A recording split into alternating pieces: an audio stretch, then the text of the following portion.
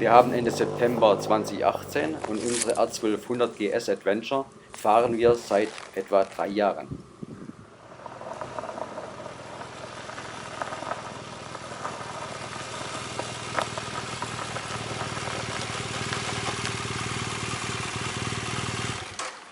...100.000 Kilometer und 3 Jahre Hassliebe. Wie es dazu gekommen ist, will ich Ihnen ausführlich in den nächsten Minuten berichten. Begonnen hat alles mit einem Schaden an der Kardanwelle bei unserer R1200 RT. Im August 2015 gab die Welle nach mehr als 240.000 Kilometern ihren Geist auf. Unglücklicherweise nur etwa 3 Wochen vor unserem geplanten Motorradurlaub. Eine kurzfristige Reparatur war nicht möglich.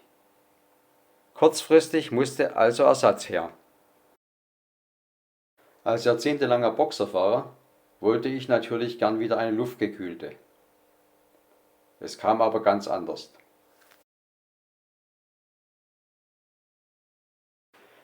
Drei Jahre später stehen nun beide nebeneinander in unserer Garage. Natürlich ist unsere R1200 RT zwischenzeitlich repariert und sie macht uns ausgesprochen viel Freude. Aktuell hat sie 304.590 Kilometer auf ihrem Tacho und läuft wie am ersten Tag. Immer noch mit der ersten Kupplung. Liebe kommt mit der GS auf, wenn man sie fährt. Handlich wie ein Motorroller lässt sie sich um die engsten Ecken zirkeln. Auf unseren Urlaubstouren eine robuste Partnerin, speziell auf Schotterpisten der etwas gröberen Art. Auch vollbeladen, mit Gepäck und 2 Personen, fährt sich die Adventure absolut unkompliziert und hat hier sicher die größten Vorteile im Vergleich zu unserer R1200 AT.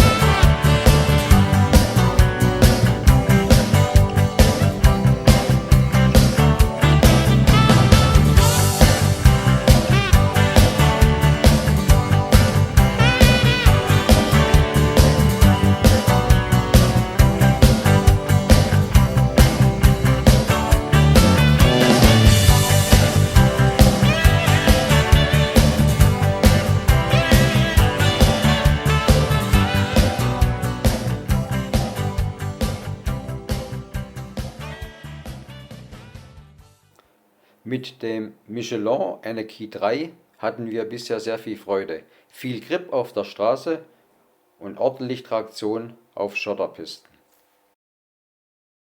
Nun aber noch einige Sätze zu den Ärgernissen aus den 3 Jahren und über die 100.000 Kilometer Fahrstrecke.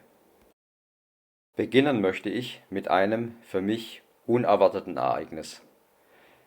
Bei etwa 40.000 Kilometer ist an unserer Adventure die Hupe abgefallen und hing nur noch an einem Kabel. Auf Garantie getauscht, hält die neue seither. Von Beginn an ist das Getriebe schlecht schaltbar. Der Schaltautomat funktioniert gut, per Kupplung mechanisch geschaltet sind die Gangwechsel schlecht, insbesondere in den unteren Gängen. Dies gilt speziell für das Einlegen des ersten Gangs.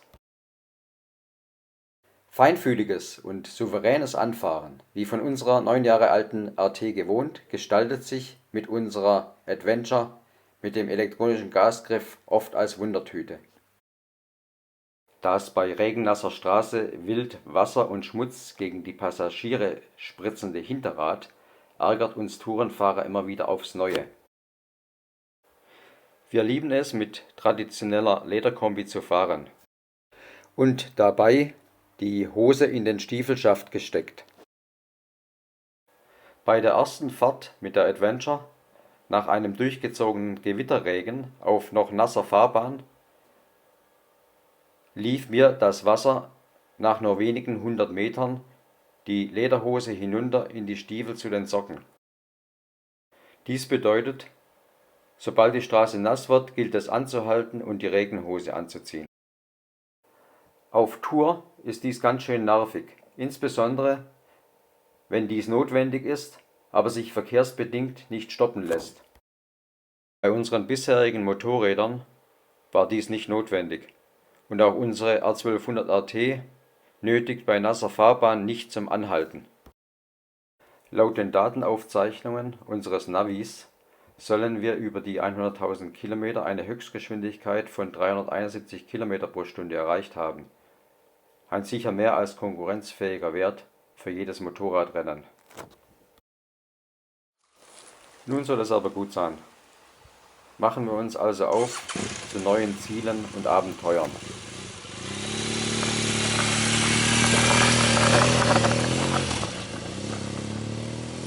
Uns allen wünsche ich allzeit eine gute und unfallfreie Fahrt.